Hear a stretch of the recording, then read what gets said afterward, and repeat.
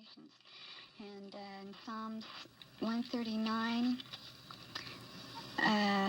13 through 16, it says, "For thou didst form my inward parts, thou didst weave me in my mother's womb. I give thanks to thee, for I am fearfully and wonderfully made. Wonderful are thy works, and my soul knows it very well. My frame was not hidden from thee, when I was made in secret and skillfully wrought in the depths of the earth. Thine eyes have seen my unformed substance.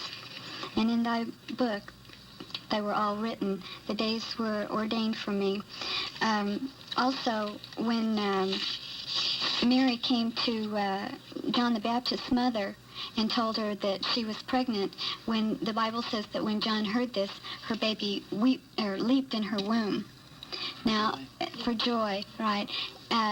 I can't see something that is not alive or not human leaping around, you know. Okay, you have quoted from the Bible, right. And I'm sure the four of us in this room believe in that book, but there are those who do not believe in that book. Is there any way of convincing them that life is... jump in there. I thought Rob might have something to say, so well, just move the mic a little closer, okay? Squeak right there.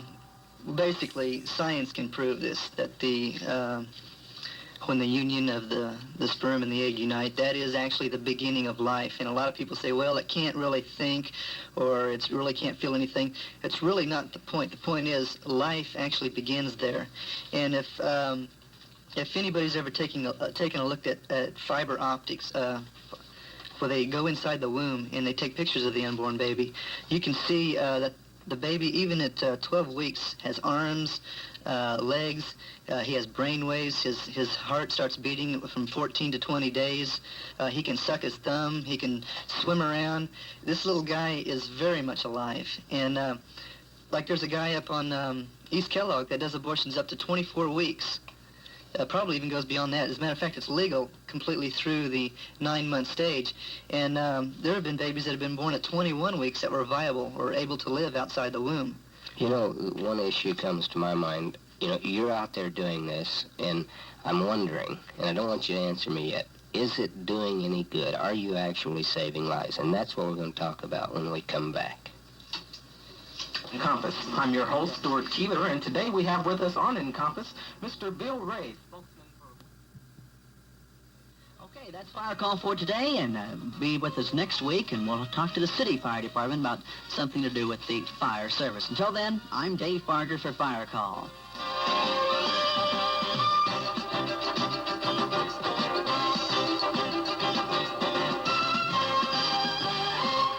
Well, thank you, Dave and Jim, and I can guarantee you I'm not going to get overheated. I don't know about my guests here today on the Encompass program. Again, we're talking with Sherry, Rob, and Rita, and let me tell you guys, we got about less than 3 minutes now before we reach the end of the program, and those are not the sounds of squeaking doors. That's the movement of the mic between Rob and Sherry. The issue that we want to take up is the one that we closed out with just before the fire call program there. Go into that a little bit, Rob, and tell us a little bit about that issue. Well, the last question that you asked is how effective are we? Have lives been saved?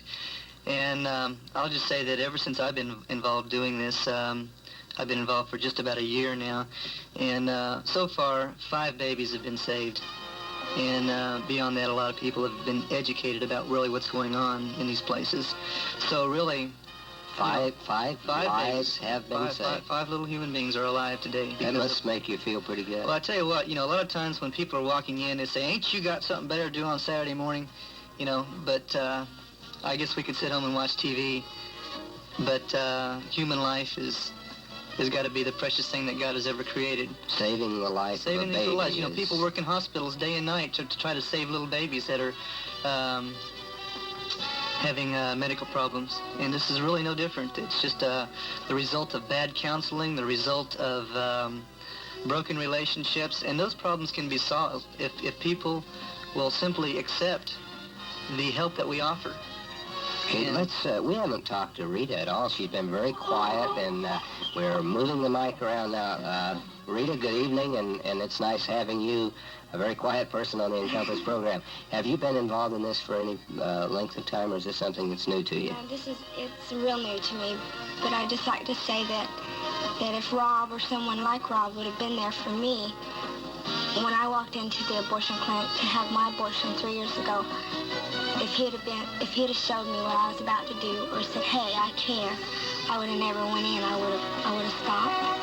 And so I know it would be effective. Rita, thank you very much. I want to thank all three of you, Rita, Rob, and Sherry. It's funny, I looked at the wrong person each time, but we got you all in there. Rita, Rob, and Sherry, and definitely against the issue of abortion. We want to have you back at a later time on the Encompass program with us.